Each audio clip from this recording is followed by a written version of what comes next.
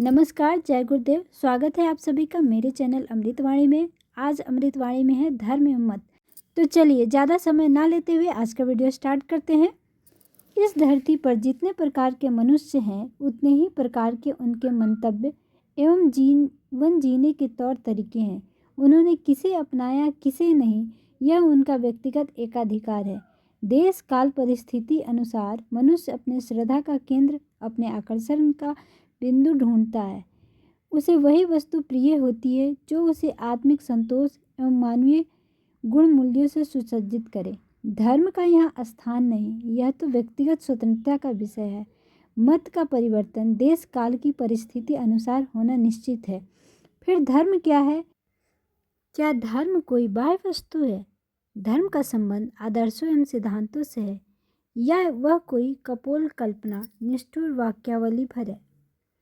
धर्म किस सिद्धांत की बात करता है? वह आपके व्यक्तिगत एकाधिकार के विरुद्ध नहीं है। वह कोई उपचार पद्धति भी नहीं। वह तो अंतर जगत की एक महान घटना है, एक विशिष्ट गतिविधि है। समय एवं काल की बह रही विभिन्न धाराओं में अंतः की विस्मृति न होने देने का सुस्वप्न है। धर्म मानवता का प्रिय विषय है, परंतु इसकी समझ उतनी ही दुर्लभ। भाषा के अंतर से क्षेत्रीय विभिन्नताओं में प्रकट एवं अप्रकट रूप से धर्म की दिशा धारा पर कोई निश्चित प्रभाव नहीं पड़ता है। धर्म वैसा ही रहता है जैसे पहला था, मात्र हमारी श्रद्धा के कोण, हमारे विश्वासों के परिदृश्य, हमारी आत्मिक सत्य के प्रति रुचि में भिन्नता आती रहती है।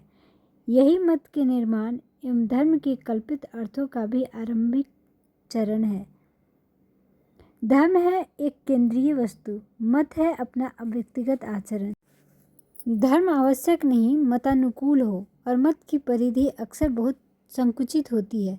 धर्म को जिन्होंने समझा है वे धार्मिक प्रवृत्ति को पहचान के, उसे समझ करके उसके अनुसरण में देरी नहीं करते। जिनका धर्म विलोप हो गया, जिनमें धर्म का विलोप हो गया और जो धर्म की वास्तविक परिभाषा से अनभिज्ञ हैं, उन्हें यही कहा जा सकता है कि पहले धर्म विषयक चर्चा को बंद कर अपने मत का अनुसंधान किया जाए तथा जिस भी रूप में धर्म प्रदर्शित होता है उसे ही स्वीकार आत्मा की परिशुद्धि की दिशा में बढ़ाया जाए। मनुष्य ने उसे अपनी कीमती कोई तिजोरी समझ लिया है। धर्म उभरता है अनुसंधान से, मनुष्य उसे बस मान लेना चाहता है। धर्म एक विज्ञान है जिसे समझने के लिए चाहिए कि एक तटस्थ मन, एक गंभीर चिंतन, अनुकरण नहीं अनुभूति, और जो सत्य है उसे स्वीकार करने की दृढ़ ललक। धर्म है वास्तविक पूंजी, मानवता के ज्ञान ग्रहण का सर्वोच्च बिंदु।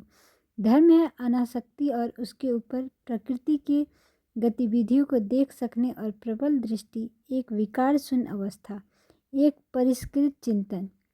ऐसा धर्म जिसे मानवता के चरित्र चिंतन का आधार बनेगा, मानवता खिल उठेगी, उसे विचार बुद्धि से निष्कपट चिंतन का आसार मिलेगा।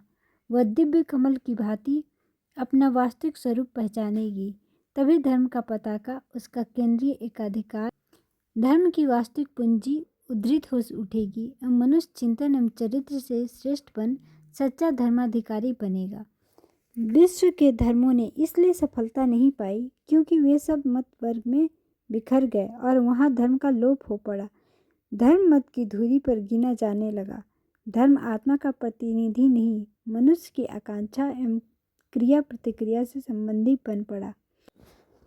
हमें धर्म को मत से इतर देखने की वो दृष्टि विकसित करनी चाहिए जो वास्तविकता का सुदर्शन कराए, जिसे जानकर मनुष्य देवता कहलाए, जो प्रकृति प्रदत्त क्षमताओं एवं अनुसूचियों से आगे आत्मदर्शन एवं आत्मवैभव की घटना का द्योतक बने। वही धर्म वास्तविक है तथा इसके द्वारा सचमुच मनुष्य के भीतर क्रांति लाई जा सकती है। धर्म ने अनेकों जीवनों का उद्धार किया है। धार्मिक क्रियाकृतियों से मानव अपने महामानवीय स्वरूप को प्राप्त हो पाया है। धरती पर स्वर्ग सदृश परिस्थितियां विनिर्मित हुई हैं। श्रद्धा ने जीवन का कायाकल्प किया है। धर्म वास्तविकता है, अंधानुकरण नहीं। प्रेम है, कल्पित स्वार्थ नहीं। इसलिए अपने मत की बात धर्म की परिभाषा के रूप में न की जाए। धर्म सदाबहार है, अंतर हृदय की वस्तु है। इस अर्थ में हमारे मत कहीं न कहीं धर्म के समर्थक हो सकते हैं। धर्म उनसे प्रेरित नहीं। धर्म के अनुसार चलना बुरा नहीं, परंतु यदि मत धर्म के मार्ग पर बाधा बने, मत का प्रचार अधिक हो, धर्म पीछे ही रह जाए, मनुष्य की आत्मा कुंठित ही बनी रहे और धर्म विजातीय तत्वों से भरा मत की प्रतिष्ठापना में जा लगे, तब इतना ही समझना चाहिए, मनुष्य की आत्मा ने एक महान संभावना की इतिश्री कर दी है। अब धर्म अपनी शक्ति वैभव के अनुसार क्रियान्वित हो पाएगा। जिसे भगवान कहते हैं वह आप हमारे मन की पकड़ में नहीं, उसे श्रद्धा से ग्रहण किया जाता है। धर्म यदि आंतरिक अनुशीलन एवं बृहद दृष्टि पर कार्यान्वित हो, उसका सच्चा स्वरूप मानवीय पुरुषार्थ एवं आत्मकर्ष की दिव्य भावना के अनुकूल हो, तभी धर्म अपनी वास्तविक परिभाषा के अनुसार अपने केंद्रीय क्रियाकलाप की समझ प्राप्त कर एक नए ही रूप में दिखाई पड़ेगा। शिष्टता धर्म की कसौटी हो सकती है, परंतु धर्म क्या नैतिक नियमों के अंतर्गत रहने वाली वस्तु है? धर्म सर्वात्मा की दिव्य पुकार है या वह एक अनूठी वस्तु? धर्म सदाशीलता है या वह कोई क्षणिक व्यवहार की वस्तु? धर्म के द्वारा मनुष्य महान कल्याण को प्राप्त हुआ है। आंतरिक समस्या को उसने सुलझाया है तथा बाह्य रूप से मनुष्य समुदाय को उसने लाभान्वित किया है। धर्म एक ऐसी विलक्षण शक्ति है जिसे विचारवानों ने अमृत तक की संज्ञा दी है।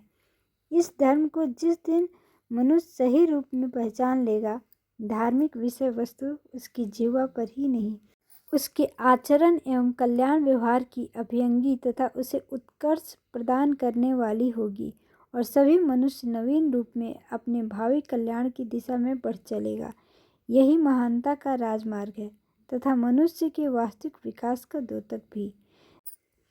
धर्म की इसी उज्जवल संभावना के लिए मत की रचना हुई है। मत अपने आप में स्वतंत्र न हो, उसकी विषय वस्तु धर्म को केंद्र में रख कल्याण की दिशा धारा में हो। यही अंततः धर्म की स्वीकारोक्ति होगी तथा एक नई मनुष्यता के निर्माण का आधार भी। तो आज की यह वीडियो यहीं पर समाप्त होती है। आप वीडियो में अंत तक बने रहने के लिए आपका बहुत बहुत धन्यवाद। साथ ही चैनल पे पहली बार आए हो तो सब्सक्राइब करें और वीडियो पसंद आई हो तो लाइक करें। आपका दिन शुभ हो। धन्यवाद।